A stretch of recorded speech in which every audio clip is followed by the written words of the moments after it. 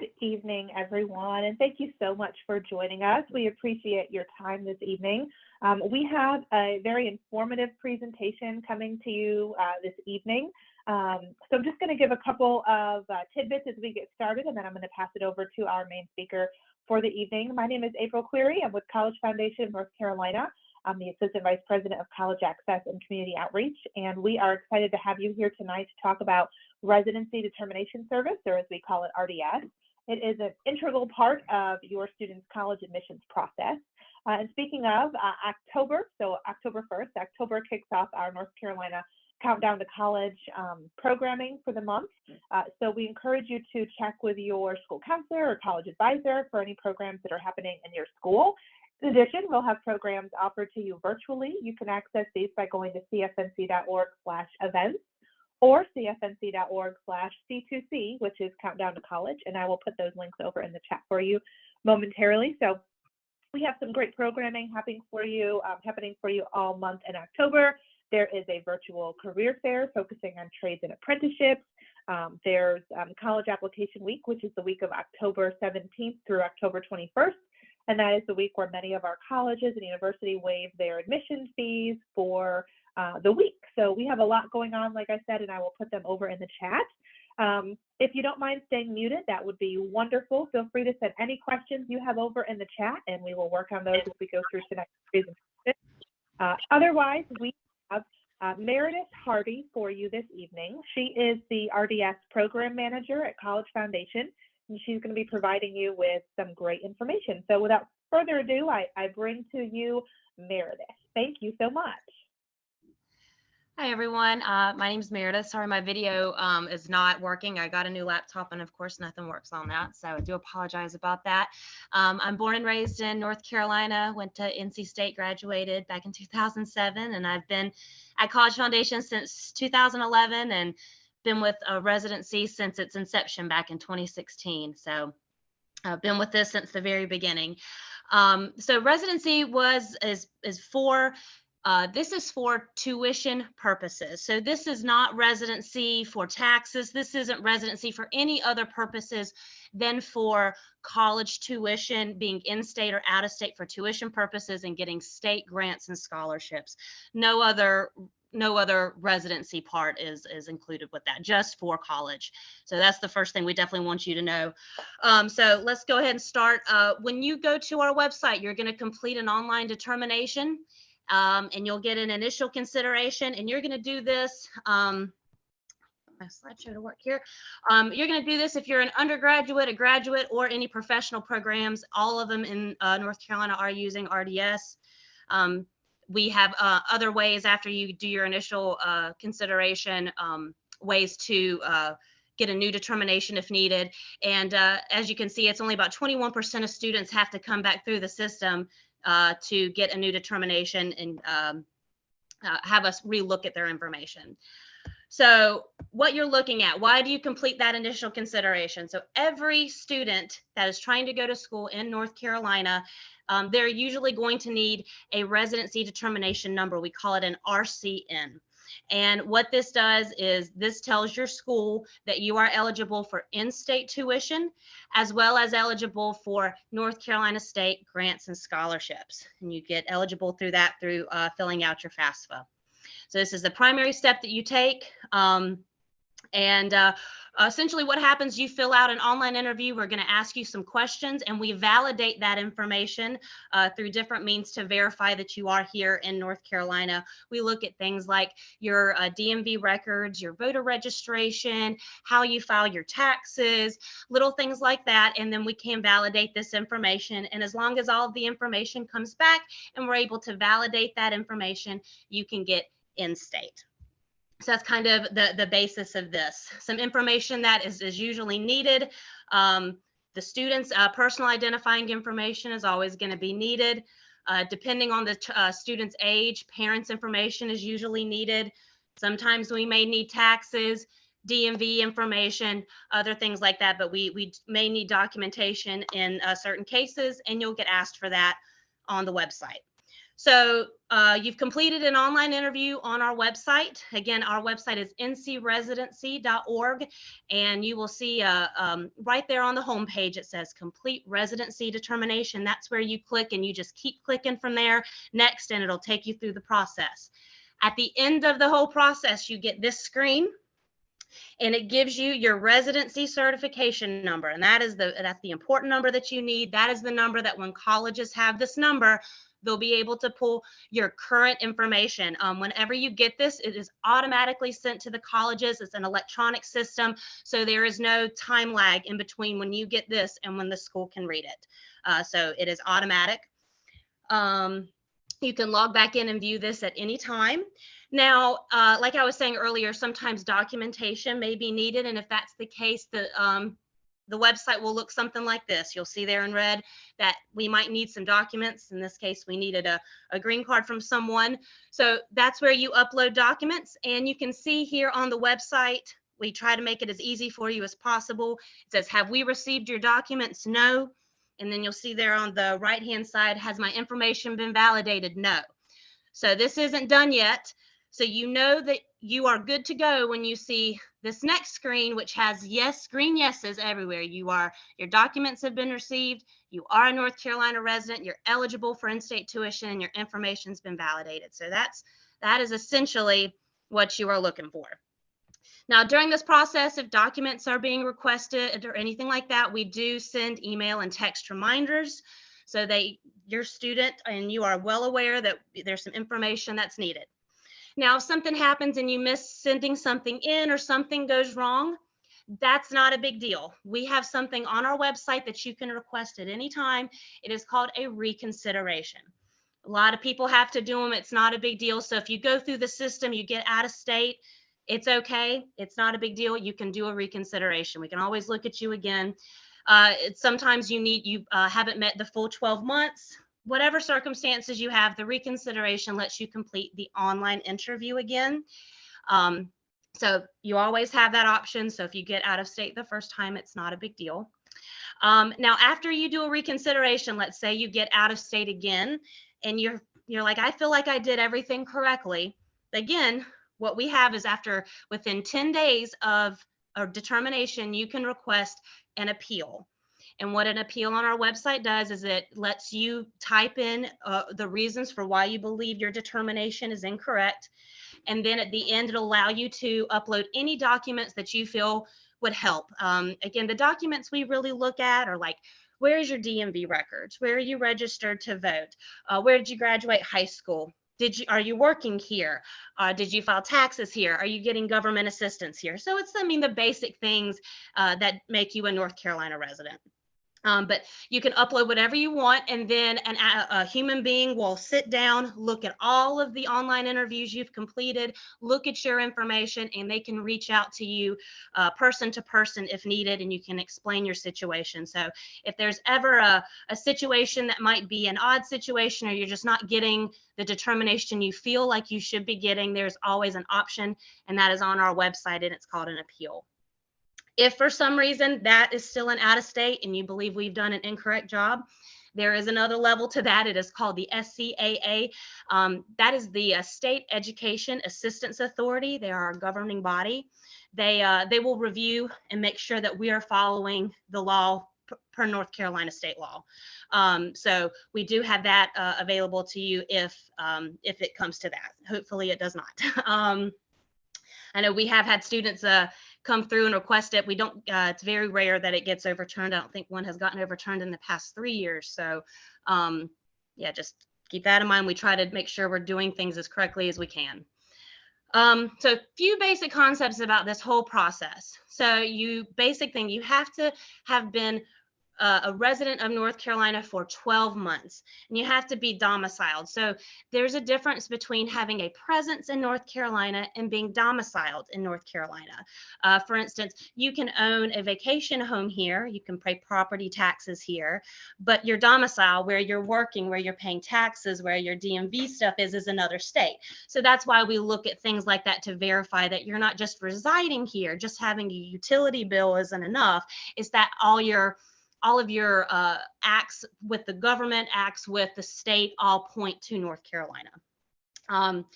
Residency is based on the parent unless the student is financially independent. This is one of our big things that we have issues with.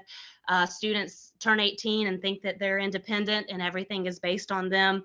Unfortunately, not quite how residency works. There's another great slide on that. I'll go over that, exactly how a student can be considered financially independent. But pretty much, if the student is an undergrad going to school full time, it's very difficult to be considered financially independent. So parents' information needs to be used. You do have to have an eligible immigration status for the past 12 months. We do have a list of that on our website if you have any questions.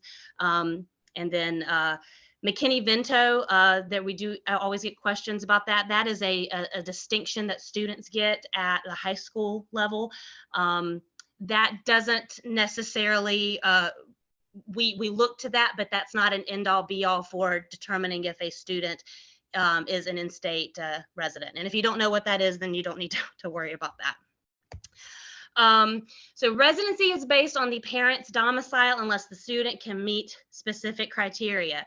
That is that our guidebook defines that as someone who is filing, makes enough money that they are required to file taxes, they're not being claimed, and that they are able to pay a majority of their living expenses. That includes school fees, living fees, car, all of that. They're able to pay a majority of that without outside financial assistance. So if your parents are paying for college, your residency is based on your parents. Guardians cannot be looked at unless they are either a close relative or you're claiming someone on taxes, or you're a court-appointed legal guardian. Power of attorneys do not count.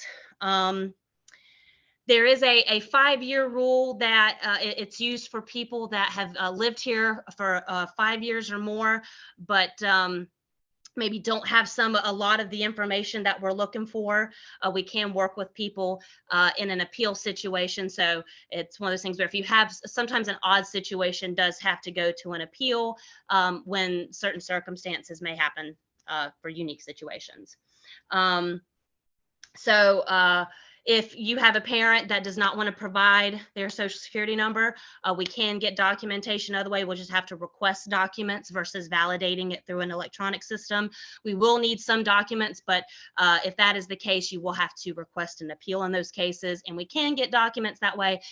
We have to actually get copies instead of electronically validating.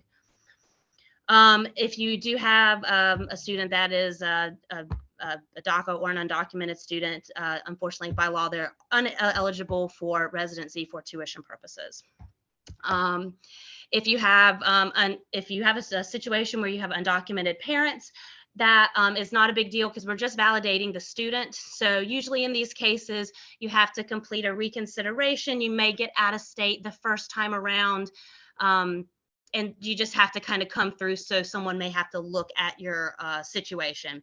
Essentially, a lot of these slides are really kind of indicating that if you maybe have a special situation, we definitely want to work with you, but it's something that our online interview may not be able to catch everything. So that's why we do have an appeal situation where you can say exactly what's going on and you can provide us documents, and then we can see it that way. So if you ever are confused or think maybe you have a special situation, we do have an appeal process on our website so that we can work with you if needed.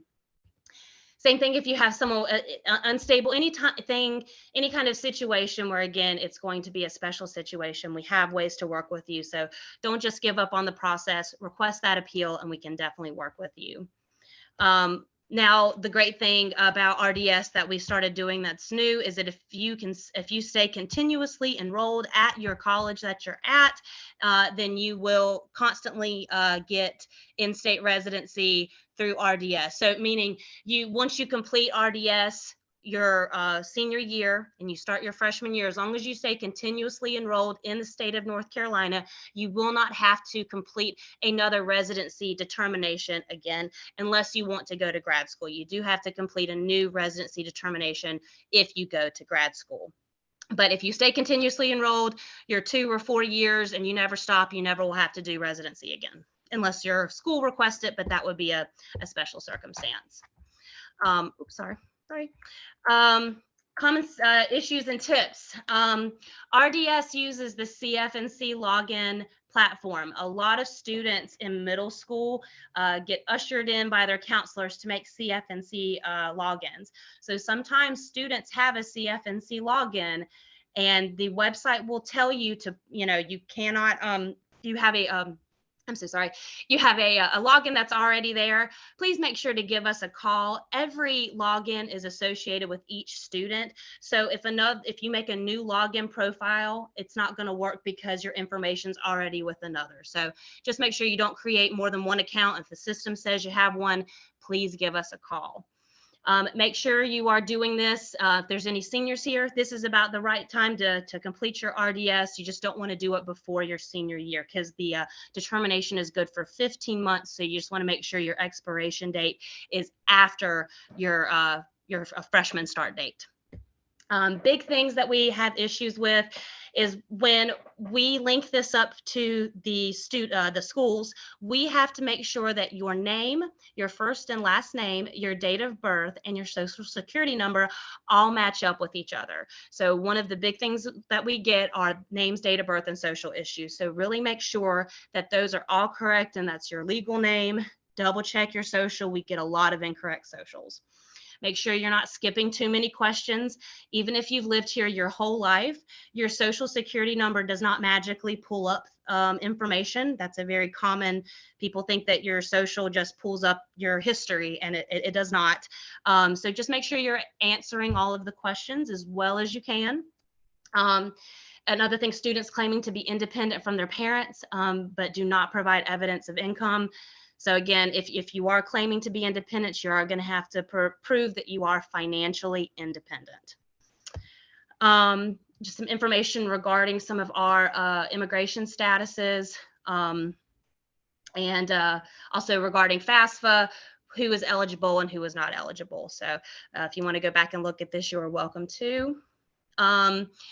What do we need this for? So community colleges and UNC institutions are going to require a residency certification number. The only time where we would go to school in North Carolina and not need it is if you're going to a private school and you are not needing financial aid. That's the one time when you would not need an RCN. Top issues that lead students to return to RDS. The password issue, again, making sure you're calling if you have an issue with your login. Skipping too many questions, wrong information. I think this is a little bit of a duplicate. I apologize about that. Great thing I can tell you is to email rdsinfo@ncresidency.org if you have any questions in the process. We also have a wonderful call center. They're super amazing. Please give them a call. And yeah, if you have any questions, let's kind of open the floor. April, if anyone has anything, we can start. Thank you so much. I haven't seen questions come through in the chat, but we did have a few people join late. So what I'm wondering, if you could just take just a few minutes, just very quickly, and you might, I don't know if you want to go back, but I was wondering if you could just walk students through one more time, simply enough. I have to do residency. Where do I go to do it? Absolutely. So let me go back to where you saw So you want a residency determination, you're going to ncresidency.org. And the very first thing that you see on that page, it'll say complete residency determination. And it's going to start you through the login process. If you've created a CFNC login, you'll use that. If you haven't, you created a new one, and it'll stop you if you've already created something. So once you have logged in, it will start the process immediately. You don't have to click on anything after you log in. It will immediately start you through asking you the questions. At the end of the process, you're going to get this page that's up now, and that's where you'll see your residency certification number. You're going to get that whether you're in state, out of state, you're always going to get a residency determination number at the end of a determination. If you're needing documents, you'll see here in the red where if you may need documentation, but what your goal is to know that you 100% have an in-state determination is when you log into our website, it is going to look exactly like this. If we need documents, this may or may not be there for you, but are you a resident? Yes. Are you eligible for in-state tuition? Yes. And has my information been validated? Yes. If you've got those yeses, then your information is good and your school can pull up your determination by putting in your residency number at any time once you see this on your end. And again, that is ncresidency.org. And you'll see also in the lower right-hand corner right here, that's where if this says no, that you are not a resident, if you have any issues, you come here to reconsideration or an appeal, and that's where you can appeal or and complete this information again if you need any do-overs. Thank you so much. I think that's helpful for the folks that are listening, and then I know we'll have some folks that listen later that couldn't necessarily be here tonight. And those of you that kind of came on late, what we want to make sure that we are reiterating for RDS, Residency Determination Service, is it is a required part for most students of the admissions process. So there's three main steps of the admissions process, right? We have the college application, we have the FAFSA form, and then we also have RDS, Residency Determination Service, that gets done you or your student senior year of high school. So if you are a senior or have a senior now, as Meredith said, is a great time to do it. Once you go through the interview process and you get your determination, it is good for 15 months, and that involves the time that you're going to enroll. It isn't that you have to redo it every 15 months. You have to initially use it within 15 months of getting that initial determination. So now is a great time to do it if you're planning on enrolling next fall. If we have any folks on that are 11th grade or under, we're so glad that you all are listening and getting this information nice and early. You don't want to complete residency yet. You're going to want to wait until you or your students start their senior year of high school. And you all are doing residency, as Meredith said earlier, because through residency, you are applying for in-state tuition, and that also can help make you eligible for North Carolina state grants. So all of this affects financial aid. It affects it as a whole. So what I was going to do is take 1 second here, and I want to share. I want to share the RDS screen. Meredith, can you see my RDS screen? Am I sharing the right thing? Yes, I can see your screen. Great, thank you. Always want to make sure. So this is ncresidency.org. There's a lot of resources in the chat. So if you are looking for some, I put a lot in there, even all the way back to at the beginning when we were talking about cfnc.org/events for lots of virtual events we hold year round, cfnc.org/C2C for all of our countdown to college resources. So we have a lot in there, as well as different resources related to residency documents, some things in Spanish, and a link to RDS. The first thing you want to remember is that your students need to use their same login as their CFNC username and password. So that username and password at CFNC also gets them into the RDS site. So it's a very dynamic login. It also gets you in over at nccareers.org, which is a little bit of a different topic here. But that username and password can be used all over. So this is ncresidency.org. This is where you would go to log in, complete residency determination. And we have some basic information down here of what is residency. It's North Carolina state law. That's how we follow those guidelines. If you come under what to know, you're going to find resources for tuition benefits, talking a little bit about why to do this, some residency guidelines that Meredith talked to everyone about, and then those laws and policies, okay? The FAQ page is really helpful. I sent over a link in the chat to that, as well as some of the resources. Student FAQs, it's an accordion, so it's a drop-down menu. And under using RDS, you're going to find some of the most common questions that students have about using it as a whole. We have some common questions for RDS policies, such as what is validation? What happens if I fail validation? What about if you are a CCP student? And then we have some FAQs about reconsideration and appeals that Meredith went through. I would say, and I think Meredith might have said, I would say the most common thing that we see for students with reconsideration is that students just rush through doing RDS. So you've come on and you're completing your online interview with RDS, and you're just answering stuff, you're just skipping stuff, you're just trying to get to the end of it. And then lo and behold, you finished it and you have gotten an out-of-state determination. And you say, well, that's not right. I've lived in North Carolina my entire life. How did that happen? Let's go ahead and do it again. So that's where reconsideration comes in. That's essentially a do-over. You don't want to have to do it again. So the best thing to remember is to answer the question slowly and carefully. And often RDS involves having some parent assistance, just like the FAFSA form. So we're very much used to students and parents together doing the FAFSA form together. And that's kind of what we're looking at for RDS as well. For many students, it will be a quick process to go through and answer the questions. But there's information in here about the reconsideration and then residency eligibility requirements. So these come back kind of to state law. These are not made up by College Foundation or anything. This is North Carolina state law.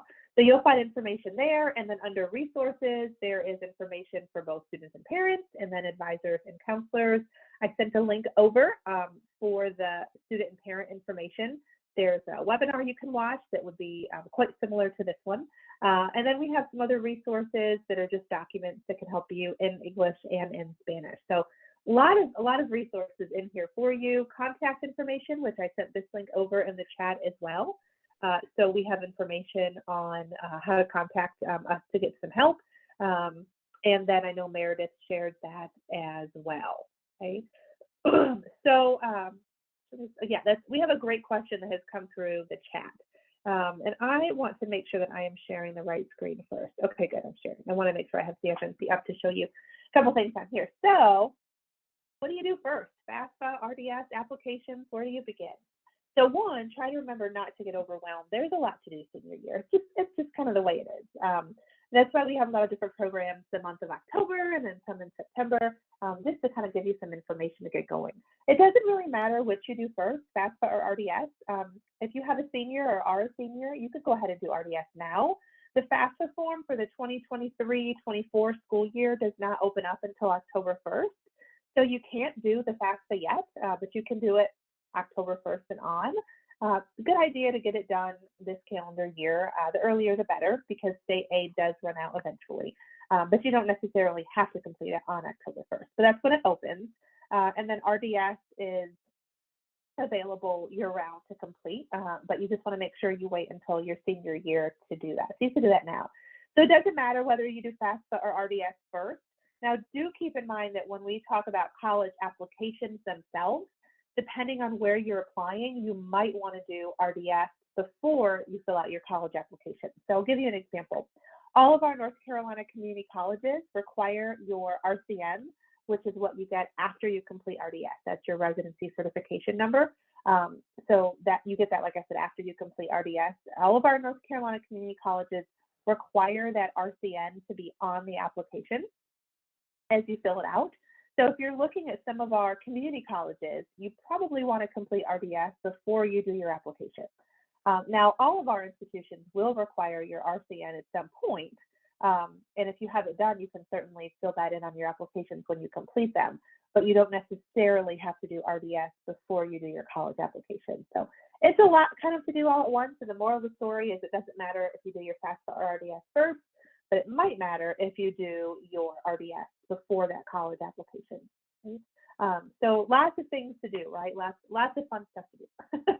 So I just wanted to take a couple of minutes, and we are going to finish shortly here, so everyone can just gear up and go do that RDS this evening. So this is CFNC.org, College Foundation of North Carolina. CFNC is your statewide nonprofit to help all of our students across North Carolina with planning, applying, and paying for college. Your students likely, and students if you're on, you likely have a CFNC account already. As Meredith mentioned, sometimes you make them in middle school. And that username and password is going to be something you want to make sure you hang on to, because you can use it, as we said, for CFNC.org, ncresidency.org, as well as nccareers.org if you want to go do some career exploration over there. So those students that are on, if you are a senior, as we dig into the month that is countdown to college and all of these fun things to do, I did want to point out that under the Pay for College section, you're going to find a good bit of information for yourself as we connect that to residency, because it's all kind of connected, right? So in the pay for college section, we do have a scholarship search that is based on North Carolina scholarships. They are vetted. And so it's a good place to start looking for some scholarships. And you're going to find other information in here about financial aid, some videos, different things like that. And we do have a drop-down menu with some of our most commonly used resources in each section. So that's going to be your pay for college section. I encourage you all to take a look at it and see how the information can help you there. Apply to college is where your students are going to go to do your applications to North Carolina institutions.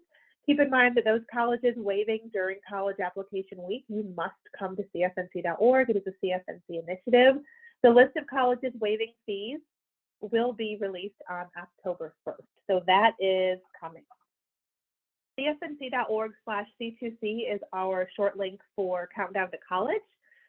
We have information here for students, and that will provide you with a little bit of information about residency. So there's a presentation there.